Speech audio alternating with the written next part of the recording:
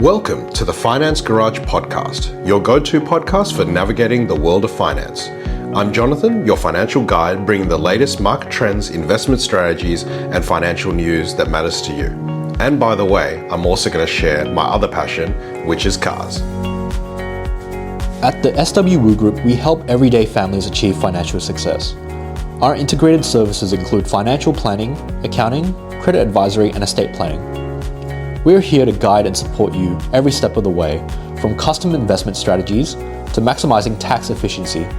We ensure your financial goals are met with peace of mind. Visit simonwu.com.au for more information.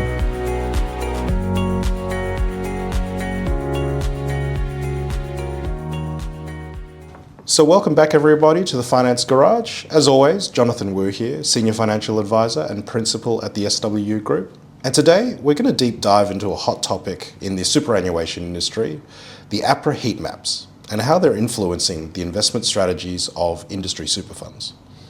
With many funds now moving toward a more conservative approach with lower tracking errors, we have to wonder, what does the future look like for superannuation, particularly for members who want an active, hands-on investment approach?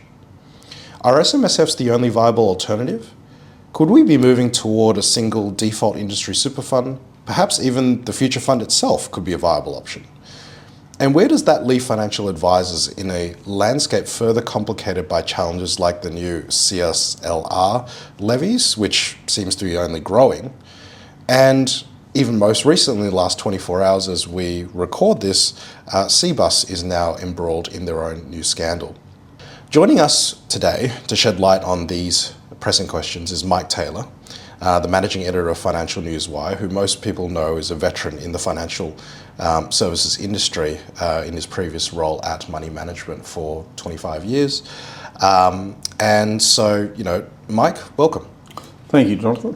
Good to be here. And you and I go back, I'm trying to think, when I was a wee lad and decided to send a cold email to you asking, can I write about China? I think it was 2009, thereabouts. And I took the pragmatic view that someone who was called Wu could certainly write about China. Yes. Yes. So our friendship has grown then, and it's been interesting because I'm 39 years old, and as we know, the average financial advisor, I think it's mid-50s, I think, age-wise. And so a lot of those advisors are saying, oh, well, I don't have a huge runway till I retire, but I've got a huge runway till I retire. And so I have a vested interest in ensuring the industry does continue to do well, especially from the perspective of we have services or clients that rely on us to give them good financial advice. And, at our practice here, we're a big advocate of active investing. And a couple of years ago, I can't remember exactly when, and you can sort of give us the background, is APRA, which is the Australian Prudential Regulation Authority, which governs super funds and banks, came out with this great idea called heat maps. So if we sort of start there, Mike, can you talk us through what is APRA heat maps? Well, APRA heat maps are essentially a metric that APRA applied, and they've adjusted multiple times since then, but it's aimed at, and it was always aimed at identifying and to a degree shaming the super funds who were poor performers, okay? And basically, it works on the premise that, if you're an absolutely poor performer, then, you'll have red all over you on the heat map. If you're a great performer, you'll be in green. And in between there's, orange and yellow and all, the spectrum of colours, Jonathan. It's interesting. But, let me say that the heat maps in and of themselves didn't change a lot of things. It basically got funds focusing on, well, how do we pass muster on the heat maps? And, it did not take them long to figure out that you could game them by simply, going, okay, well, who passed and on what basis and how are they established? So, yes, you're right in your intro there that funds have gone a lot more conservative because they know that if they go to a conservative setting, they are going to pass the heat map. They will be green to kind of mildly yellow, and that's where they want to be. And then you have to put on that the fact that the former coalition government then introduced the Your Future, Your Super performance test, and that then represented a quantum leap beyond what the heat maps were doing. The heat maps were simply no one was dying in a ditch over failing the heat maps. Along comes the performance test, and if you didn't pass it, first time you were named and shamed, second time you were basically tapped on the shoulder, and thereafter you were not able to take on new members. So, when you put those two things together, and actually APRA has announced earlier this year that it was now taking the heat map methodology and the performance test methodology and basically, wrapping them up a bit to take a broad approach to superannuation fund performance. I remember in May this year, we came to your conference in the Hunter Valley. Can't remember the name of it now. Advice, Wealth and Super. Thank you. And it's on in March next year. Excellent. It's warmer. It's warm, much warmer. And the golf ball runs further. Yeah, that's very important. And I remember someone made this comment, because that was the, broadly, that was the theme of the conference, right? As in what came out of people's talks. And it was almost saying the government's telling everybody completely okay to take risk as long as you get it right. Look, that is true, and will remain true, particularly with respect to MySuper. Okay, so MySuper, I think the performance test and the heat maps, in fact, before that, have been very effective with respect to MySuper, given that really you're looking at about 60 funds that are MySuper funds. And we've seen the exit of, I think, a baker's dozen of funds who were underperforming. And look, no one was really that surprised about which funds failed and why they failed. What was interesting, I think, is which funds, and Colonial First State was there, I think PT was there, failing the first time around. I could be wrong, but I think they were both there. And I think what was interesting about that was that, they, in the case of CFS, they promptly picked their act up and they weren't going to fail again. Like they figured out what they had to do, they did it, and they didn't fail again, therefore they lived to fight another day. But in saying that, there was an awful lot of chatter around the performance test over its first two iterations, where super fund executives were quite visibly talking to one another and saying, well, what did Australian Super or whomever do that got them across the line? And so what you then found was that everybody started saying, okay, well, one of the ways to approach this is let's reduce fees. Let's naturally reduce fees. That'll help. Then let's be a little bit less adventurous in terms of active management. So a lot, I do believe, and on the available evidence and evidence that went before the parliamentary committees, that there's an awful lot of index hugging going on, where 2 or 3 years ago people were, superannuation fund investors were, pursuing some active investment. They were chasing alpha, and and now, beta will do. But then, so here's the fundamental challenge with that. If we've seen a range of underperforming funds that have now disappeared from the market, rightly so, they should. No, rightly so. Yeah. I completely agree with that. Whoever remains has been forcibly pressured to go index hugging, and therefore you're divergent of outcomes, which fundamentally is what creates capital markets, right? A divergent of outcomes due to a divergent of opinions and views. Yep. That won't exist anymore, regardless of how many funds there are. Every fund will pretty much perform in line with each other. broadly speaking. Am I wrong? It was too simplified. I think it awaits the occasion in which somebody goes counter to that and actually does extremely well. And then everybody's kind of going, well, why are we hugging the index when X has dared to do this? I think, it's a psychological thing. I mean, you can absolutely understand why the trustee boards of superannuation funds are endorsing their investment teams doing what they're doing, because they need to pass the performance test. But I think there will come a time when somebody will dare to be different, and that's what you look to. I mean, I hear a lot of talk about, and I know we'll talk about this later, but there's a lot of talk about why, the future fund could have been, Australia's superannuation fund. And actually, oddly enough, when they were first envisaging the superannuation guarantee and, superannuation, occupational superannuation, that was actually canvassed, that there would be a national superannuation fund. That's interesting. That was one of those things that got kicked around in Treasury and elsewhere. Not that Treasury has ever liked superannuation, except their own. But that's been canvassed. And the thing about it is, if you look at what the performance test has done, it has brought things down to what I call the public service grey cardigan view of investment, which is, let's not upset anybody. Let's not upset anybody or outperform. So yes, that's the case, but it doesn't need to be the case. The key to beating it is actually to outperform.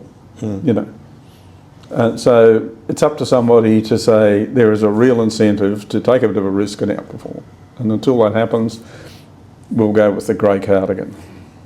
And that sort of then leads to this new conundrum, because these APRA heat maps have now, to a certain extent, created a wave of consequences, right? It's created a wave of consequences to, first of all, industry super funds, and then Australians thinking about, well, what choice do I have if we go index higher? Because the broad population don't understand this yet. That I think, speaking to my clients, the ones that may have still got some industry super fund exposure because they're have a really cheap life insurance policy, which, in their best interest, we keep them in that. And the most deepest conversation I have with them is, there was a name change, right? So they may have been with Sun Super and now it's called ART, or they were with the State Super Service and now it's called Aware. Right?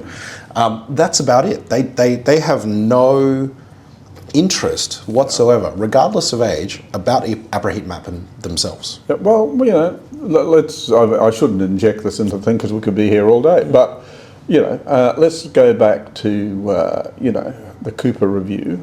And what happened up until the Cooper Review was that the superannuation industry spent a lot of time and effort basically trying to get Australians to engage with their superannuation. They wanted people, there was active programs being, funded by super funds to make sure their members knew how much they had, where it was being invested, and everything else. And then the Cooper Review, in its wisdom, came out with My Super, which was really, people are never going to properly, very few people are going to properly engage in their superannuation. So we'll give them My Super. Which is set and forget. You don't have to think too hard about it. You don't have to be engaged. It's a default. And really, My Super was just a permutation of the pre-existing default funds. There are people who would say there was an awful lot of money spent turning a default fund into a My Super fund, which really amounted to nothing much. It was just you rename it and you change the settings a bit. But the bottom line of that is, I think people return to being very disengaged, and what you're telling me reflects that disengagement to the extent that the whole emphasis nearly 20 years ago was, let's get them to engage. Then suddenly along comes the Cooper Review, My Super, My Little Pony, My whatever. People were not encouraged to engage as much, unless they wanted to, of course. Everybody should engage with what they've got in super. Trouble is they don't, and it's a complex area with an awful lot of jargon. So why would you engage? It's all a bit hard, and Yeah. So And it's quite interesting as a point there, because most people are happy to engage with their super exactly when they retire, yeah, right? Because that's when it becomes important, unlock preservation, go for it. they engage around about age 52, as a matter of fact. Yeah, okay, yes, no, fair enough, yes, because it starts to matter about their last decade of work. They can see the horizon. Correct. And it's what's sort of been interesting. Me and Dad had a conversation recently and said, Don't tell me Simon doesn't have enough super. I know better. well, yeah, Dad was trying to work out whether he could afford to retire. But effectively, what we came to, and this is going back to pure psychology, is at our practice here, we charge for initial consultations. And I'm a massive advocate for it, because I think that financial advisors that don't charge initial consultations are doing themselves a disservice, right? You want to be a professional, right? You try to find any specialist doctor today that isn't going to charge you $400 for a 10-minute consult, right? At best, okay? And so, but to people on the street, they feel that's a barrier. Why do I have to pay for advice? Because obviously back in the days when banks were in there, no one charged for advice, right? In terms of initial consultation. But then we thought about it from a doctor's perspective. You don't go and see a heart specialist and pay them $400 for 10 minutes for them to tell you, this is the ways to ensure that you won't get a heart attack. But that's actually what our job is as a financial advisor, right? But people come to see us when they actually feel that they have a problem. But in some cases, and actually I would say in a majority of cases, when people are actually deep in poo-poo, by the time they come and find us, it's already too late, right? Yeah. But again, that's sort of, it's very interesting to see the psychology of people and how they feel towards advice, because it's more of a forward-playing thing rather than, it's more preventative rather than curing a particular problem. So if we go back and say, if we're seeing this trend of industry super funds going to be index hugging, for those Australians who want an active growth-focused approach to their superannuations, are SMSFs the only viable option? And the reason why I jumped to this, maybe a very far-reaching conclusion, is because of something that ASIC recently came out with, which was RG779, which I read it. I didn't read the actual RG, but I read it off the back of Macquarie did a really, really good summary of it. And when I read it, it was frightening. And I drew all these parallels to APRA heat mapping in terms of trustees, superannuation trustees' obligations to effectively remove underperforming investment options from their menus. And so that's why naturally I would have said, okay, if it's not industry super funds, then it's retail super, because retail super naturally has more choice. But hang on, we got RG779. How do you read into this? Well, it's interesting. When RG779 first came out... when was this, by the way? It was, it was last year, early last year, or maybe even earlier than that. But it was a conversation I had with Toby Potter at IMAP, actually, because, I actually raised with him, does this not have implications for managed accounts? And Toby's answer was that probably it did. And the less said about it, the better at that point, because he didn't want me particularly going off on one of my writing tangents, which can be damaging, I admit. But anyway, but the bottom line there was that it wasn't so much about what it did for the superannuation funds and SMSFs. It was the fact that you had the regulators peering a lot more closely at managed accounts, because managed accounts were a part of the superannuation investment structures within SMSFs. And so that's what prompted my attention, because it was one of those occasions where I was reading the thing without entirely, I'll be honest, without entirely understanding it, which is why I pick up the phone to other people. And I'm kind of going, oh, that's probably not good if you're out there in managed account land, because, it's bringing the regulators into the equation And I'm not sure that the regulators entirely get managed accounts. Okay, like it's they're very good at a lot of things, but do they know the nuances of managed accounts and where it sits in the spectrum? So that's what attracted my attention to it. Was, well, hang on. We're broadening the spectrum here. And look, the interesting thing is that it's not that many years ago that ASIC didn't play in superannuation land. It was kind of down to APRA. Okay, and ASIC just wasn't it had some responsibilities, but not wide responsibility that it's got now, and that was legislated some years ago after in and around the Royal Commission. And so what we've seen ever since is this extension of APRA's involvement in super, and it's a much more in-your-face regulator than APRA. It's there, it's active, it's doing its thing, and it's got a lot of critics. I get that, and I'm one of them on occasions. But look, I think ASIC does a pretty bloody good job, but it would worry me. And I know it worries other people when ASIC starts looking at particular sectors. Whether it be managed accounts, whether it be superannuation, whether it be anything. And let us not forget that in the past, week or so, we've seen, ASIC move against CBUS, take civil action in the federal court over group insurance claims handling. Who would have thought of that a decade ago?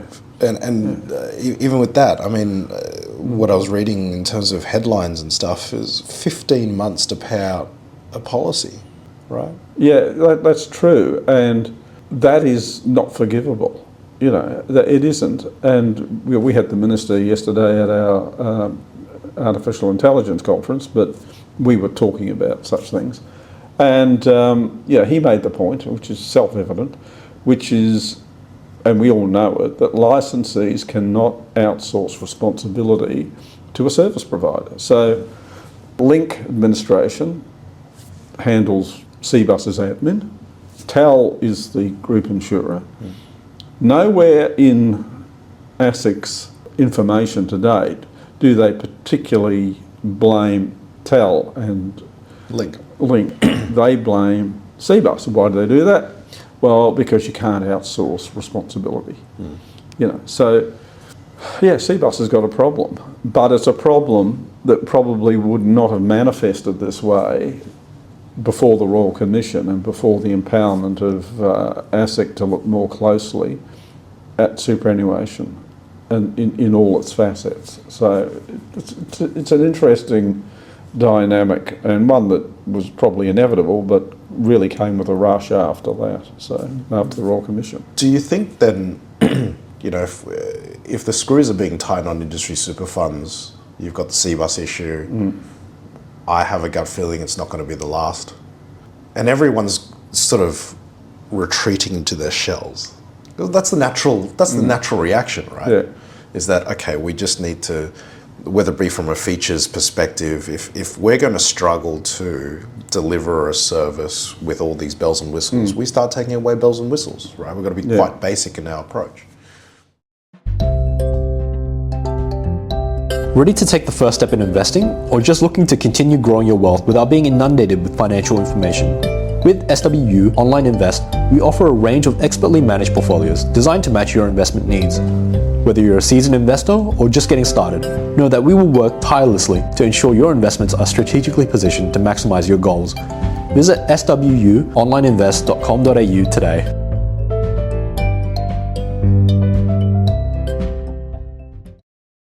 And so then the next lens goes from industry super funds to managed accounts, or even more broadly. I was talking to a leading wrap provider here, and I was asking them about 779 and said, this seems to read not only into managed accounts, but also every single investment option. And it does. Yeah.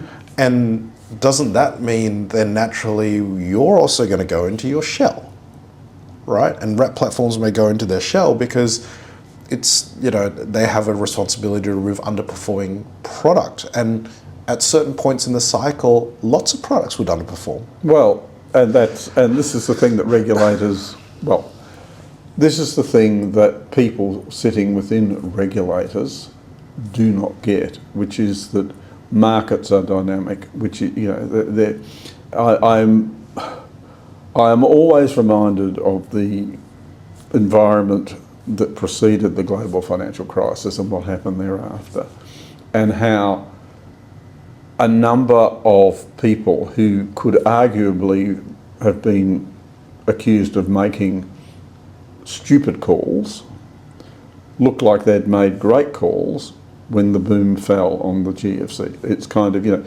their settings were inappropriate, but, once the, excrement hit the mistral, it looked, they looked bloody wonderful, so it's kind of a case of regulators don't always recognise that, I mean, intrinsically they probably do recognise that, today's investment in, as an example, China is not performing all that well. It might be, but it would not be performing all that well. But in a year's time, given geopolitical events and events in the US, it could be performing its head off. That's how markets work. That's how people position. That's how you. Correct. So I don't think that's well enough recognised inside the regulator, because it's really not their job to know that. But they should recognise its reality. Well, but that's the thing, right? That performance is always contextual. Yeah. Right. Returns don't walk in a linear fashion. Exactly. But you would think that the regulator should understand that. What's the gap that's leading them? Well, I'll honestly say I don't know why they've taken that view. My view is that APRA is currently somewhat sleepwalking its way into applying the performance test to choice products, because choice products are exactly what they are. They're advised, and there can be reasons why an advisor will, advise a client to be in a particular super product, even though at the moment it's being assessed, it's not outperforming. It's just sitting there. I mean, there are moments in your investment life when you go, oh, I think the banks are going to do exceedingly well, so I'm going to buy more. And you just sit there and wait till they've all done pretty bloody well. But you sit there and wait until they reach what you expect, and then you make a decision on whether to hold or get out. That's pretty basic, and we should all know. But it's never entirely reflected in the positions taken by regulators. Except that, of course they know, but that doesn't always fit with the regulatory process. But that's just then going back to the round peg square hole theory. Like, you're trying to jam down regulation that is not contextualised nor fit for purpose. Well, I'm not a fan of... And that's my concern about the heat maps and choice super products, is that I think the heat maps and the performance test were, as it turned out, quite appropriate to my super, because it's such a generic sort of a thing anyway. But I think when you're dealing with choice and advice, which is very, very tactical, then there's a reason to be concerned that they think you can take that and apply it to choice products. So here's a hypothesis that we alluded to earlier. If it is hard for the regulator to contextualise markets and the dynamic nature of them, why not just go to a national super fund if, as we discussed, APRA heat maps are already pushing industry super funds to be more index hugging, and be done with it? Well, as I said to you before we started, when superannuation was first envisaged, and sadly I'm old enough to remember that, it was actually kicked around in Treasury and in the world of Keating and Kelty and all the others who were in terms of what came out of the prices and incomes are called, and then occupational superannuation. It was canvassed that perhaps they could go down the route of one Australian super, but not Australian super, based in Melbourne and run by Mr. Schroeder, but Australian super run pretty much as a sovereign wealth fund. Yep. And they decided, probably because of the way in which the prices and incomes accord have been struck, unions, a percentage of your salary being put towards superannuation rather than a pay rise, because never forget that that's where it came from. They were trying to take the pressure off wage increases on inflation, and so that's where it was born.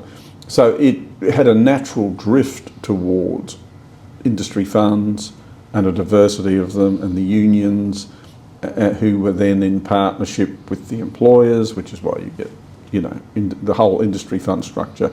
And look, it's worked quite well, and some funds have outperformed and done very, very well, and others haven't. But you're right, post the heat maps and post the performance test, there's been a migration to the middle, as it were, where they can all pass it. But that doesn't mean it's a good thing. And I think New Zealand's an interesting experiment in, the broader thing of Kiwi supers, there. Yep. And I don't think on the available evidence on investment returns and everything else, not that Kiwi supers are doing badly, but I don't think on the available evidence it's a better system than we've got. I think it's probably a very middle of the road system that's not really going to ever be. It's never going to reach its potential, because it's if it was a motor car, it's got a governor on it. It's never going to go very, very far. Because as I understand it, the New Zealand system is not actually. There's no obligation to put money in. No. Yeah. You It know, is so we've got a beautiful thing. The bottom line is, people are now putting in 11% of their salary. Yep. It's tax advantaged. You don't access it until you're well into your 60s these days. Yep. And honestly, history already shows that our super balances and the amount that could be invested, it helped us get through the GFC. I think it was inappropriately tapped through COVID. Yep. I think that was foolish and short-sighted, and totally, politically, it was political doctrine that at play, not bloody. As in terms of the coalition taking industry super funds effectively. Yeah, exactly. I mean, I don't think that was appropriate, and in time, people will regret that they did it. But look, I think we've ended up where we've ended up, and I don't think we'd have been better served by having the Future Fund as an example, be the single fund, because the Future Fund's done okay, but it's not performed socks off either. So they've made a couple of bad calls along the way. Overall, they're ahead, but I just think you've got all these people working in the investment teams in some of our major super funds, and actually they're pretty talented and they've done pretty well. Yeah. Well, yeah, because prior to the heat maps, we had seen a large trend of insourcing, right? So if I awarded a global equities mandate to a manager for $1 billion and they charged me 0.5%, well, that's still a $50 million cost, right? It was 50 million. Hang on, $1 billion. Or five. Whatever that number is, it was cheaper for them to say, well, I'll insource it. Yep. and I've got effectively a fixed cost. So it's sort of, I have a feeling that there's also going to be some misplaced people over time as a result of this, because if you're index hugging, how much buy-side genuine fundamental research do you need to do? Not a lot. Not a lot. And if I reference our AI conference yesterday, one of the things that arose out of that in a webinar I did with Toby earlier in the year, one of the things that came out of that was the admission on the part of one particular fund manager that, well, you know, the upside of AI and everything is that we don't employ quant analysts anymore because AI is pretty bloody good at counting data, you know, assessing data. You can crunch data, and that's, and we're happy with that. So, you know, it's kind of, everything has its value. And, and if all you're going to do is, crunch numbers. crunch numbers. Unemotionally, yes, a computer will do it. Let's sort of switch gears and talk about the other pressure that financial advisors are now being hit with, which is, and I genuinely believe that there's going to be longer term impacts, especially how big the bill is likely to become and how big the levy is going to be. So there is a wider further increase in cost in advice to mums and dads through the CSLR levy. Okay, so that's the compensation scheme of last resort for our audience. Mike, what on earth is this thing? Well, it was something that had been lobbied for by sections of the industry for some time. And, you know, it is what it is. It's the compensation scheme of last resort.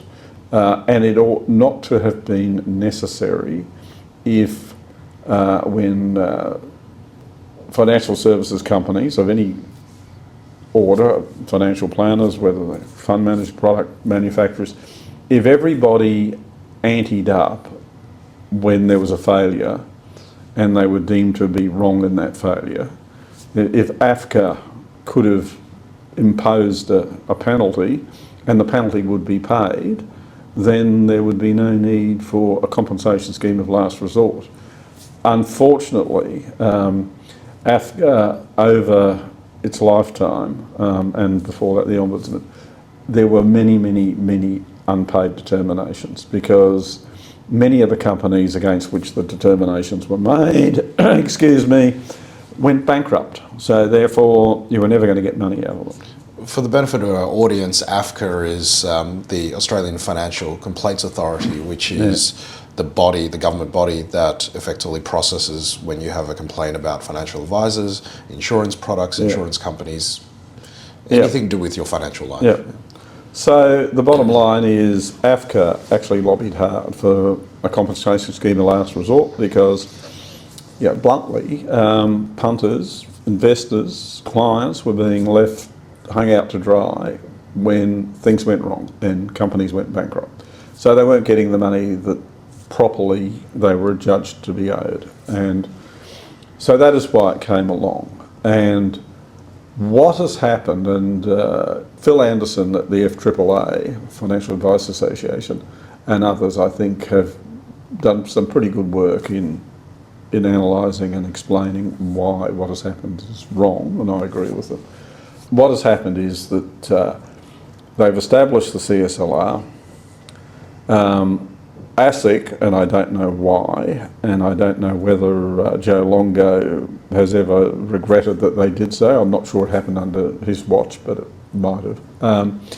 They knew that the CSLR was being set up by legislation, and Dixon Advisory had collapsed, and ASIC staff were telling people who were affected by the Dixon Advisory collapse to register a complaint with AFCA because, in a year's time, when the legislation passes, you may be eligible for compensation.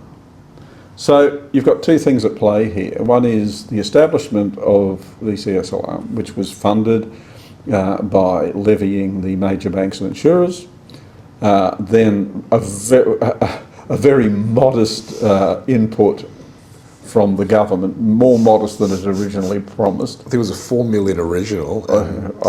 It's quite laughable. Yes. And and disgraceful. Yes. And then the 24 odd million or whatever it is that financial advisors and others are being asked to pay as a levy, and AFCA and the CSLR are already flagging that 24 million ain't going to be enough. So so they're going to have to be more. So my issue here is that ASIC quite inappropriately was front-end loading the pressure that was going to be on the CSLR.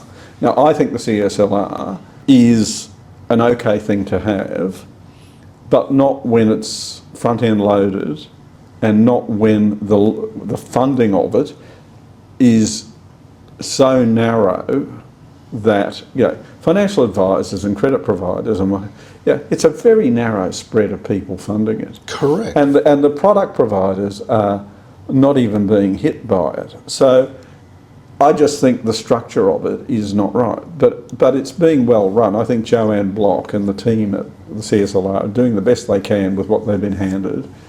And it's not their fault that it was front-end loaded.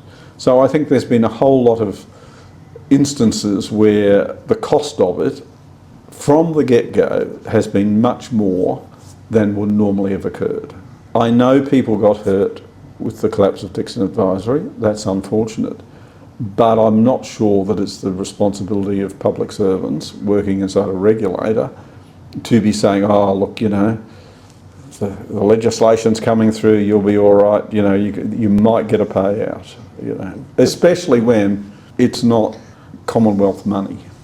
Oh, and this is the point. I mean, for the 15,000 financial advisors that remain in the industry. 15,503, I think it is this week, John. Thank you.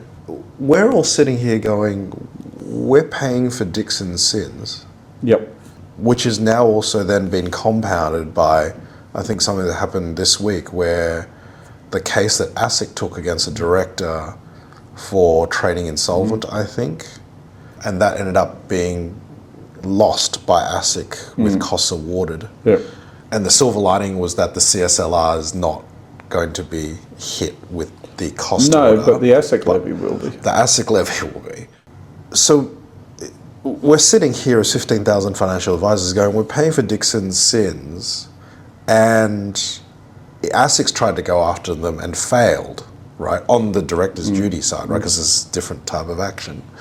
And we're going, so that means in future, does that mean you can continue to do the Phoenix strategy and just walk away and open up the next one? Look, in defence of ASIC on this, they were quite right to pursue the directors. Agree. Now, lots of funny things happen in courts, yes. And you get good legal counsel and you get bad legal counsel. The loss against the Dixon director was a technical loss. It's nonetheless a costly loss because you end up having to pay their costs. Yep. But it was correct to do that, and it is the responsibility of regulators to do such things. Otherwise, these things never come to an end, and people, there's a huge, moral risk there if you don't. Correct. So I think in defence of them, they were right to pursue it, but perhaps they need to. Their legal strategy perhaps needs to be better, but that doesn't mean they were wrong to do it. Yeah, because as I said, I think if this 24 million original estimated levy becomes 50, I think that they were badgering around some numbers around 50. We're going to wear it, but at the end of the day, it just hits our bottom line. Well, it's entirely in the hands of the minister under the legislation to determine how that money is raised. It doesn't have to be raised from the industry. He can actually determine that it be raised in some other ways, including product manufacturers. It's his discretion. So what's the political disincentive, in your opinion, to not tap product providers and the like, as opposed to? I don't know. Are we just easy targets? Honestly, I have never understood why they narrowed their leviable population to the extent that they did to advisors and credit providers, when it was self-evident through parliamentary committees and elsewhere that managed investment schemes were a genuine problem. And it staggers me that they did what they did. So I'm not sure why they did that. I'm not sure who in Treasury or externally applied their knowledge to it to say, oh, we shouldn't do that. Because if you look at a lot of what's gone on over the last decade or more, there's been a lot of product failures that have been blamed on financial advisors. You know, Melissa Caddick, from a public perspective, is put on us. well, exactly. You know, exactly, and that's one of ASIC's dilemmas actually, which is, you know, how do you fund action against unlicensed people? Well, my argument about that is, well, that better come out of the Commonwealth. Yes, because you're not technically regulating them. That's right. So, Right. so yeah, yes, they're doing something which is illegal and heinous and everything else, but why levy the good guys? You know, yeah, people who are doing good things and giving sound advice. Why should they pay for the misdeeds of, you know, unlicensed people? If we bring this all back to summarise, what's your prediction for the future of superannuation, given, I don't even know if you call this tailwinds or headwinds, right? Because you've got the advised sector and the unadvised sector, but broadly superannuation naturally grows at 11% per annum, regardless of market movements. It's a wonderful thing, isn't it? So do you think there is hope that there will still be choice for people? Because I'm sort of in this conundrum that the way that we're going, it's going to be a default fund with low tracking error or self-managed super funds. I actually hope that you're wrong. I think that superannuation is a very, very good thing. I think it has made Australia a better place. I think most funds are well run. In fact, the evidence is unimpeachable. The majority of Australian APRA regulated superannuation funds that still exist today are incredibly well run funds that fulfil a need and continue to do so. What I think needs to happen is, and you know, we've now had at least 2 parliamentary committees looking at the performance test and all the other things that have gone on, the regulatory environment. What I think needs to happen is I really do think there needs to be a further examination of how the regulatory environment is constraining investment returns. Okay? I'm not saying, you know, open slather, I'm just saying, you know, they've gone just a bit far.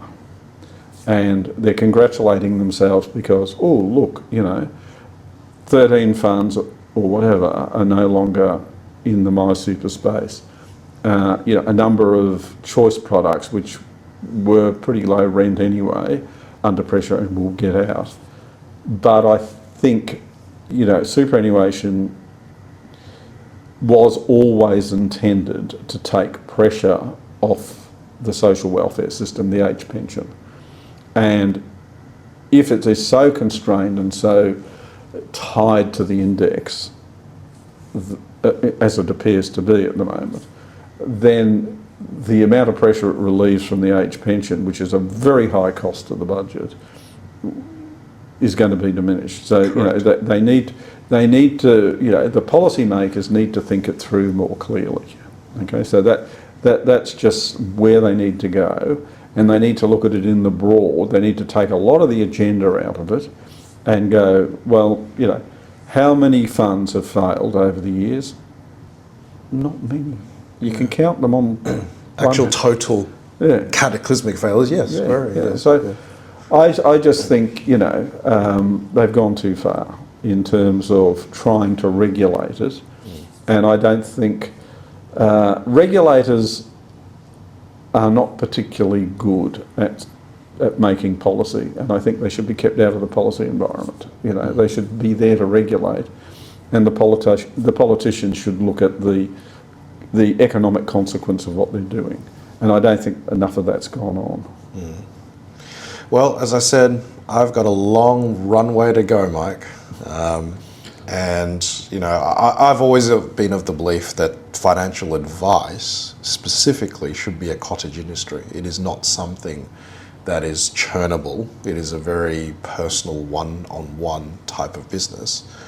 And I always feel it should remain that way. It's not something, I always explain to clients, returns, is one part of the equation. Strategy is also just as important, which is where I believe we fill the gap here in Australia, and because of our complex super and tax systems. But if the costs are already stacked against us, right, in terms of our cost to serve, which has been, as you well know, you've run plenty of conferences and other events that discuss this very topic, is that cost to serve is not going down anywhere soon, and the horizon just shows it's going to increase. So, as I said, as you just said, I genuinely hope that I am wrong. But, as we sit here today, let's hope that there is a brighter future. And with that, Mike, as always, thank you very much for joining me on today's podcast, and wish everyone in our audience a great afternoon. Well, thanks, Jonathan. The pleasure has been all yours. Yes, and as always, we're happy to take feedback. jonathan.wu@simonwu.com.au is my email address. And as always, remember to listen to the disclaimer at the end of this podcast, so you understand that all that we've talked about today is for entertainment and not personal advice purposes. Thank you very much and have a great week.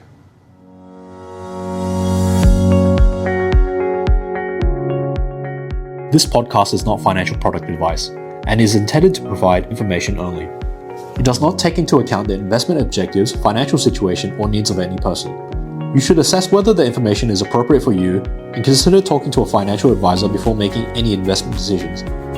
Any investment examples are for illustrative purposes only. The information is taken from sources which are believed to be accurate, but Simon Wu, Jonathan Wu, SWU Financial Planning, and Personal Financial Services Limited accept no liability of any kind to any person who relies on the information contained in the podcast. Unless expressly stated, none of the information should be taken as a recommendation. For more information, please visit www.simonwu.com.au.